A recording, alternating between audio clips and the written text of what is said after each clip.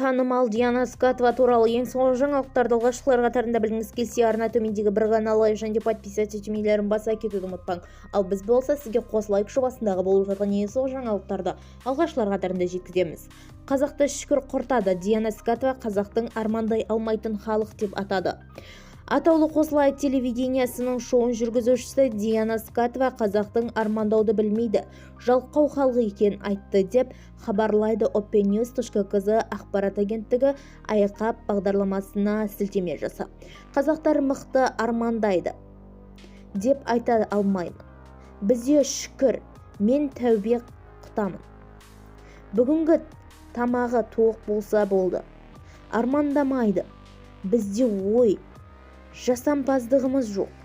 Біздің қоғам сенің киімің бренд болса, соңғы үлгідегі iPhone ұстасаң сенен мықты адам жоқ.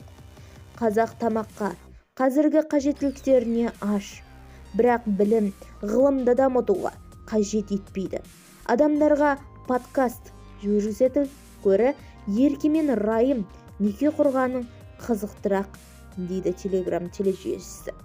Сонымен қатар бағдарлама барысында Моңғолияға баруды армандайтынын айтты. Менің арманым Моңғолияға барып, ондағы халықты қалай өмір сүретінін көру. Өйткені Моңғолия жаңалықтарда, саяси ордада да жоқ. Ол мемлекет жайлы айтылмайды.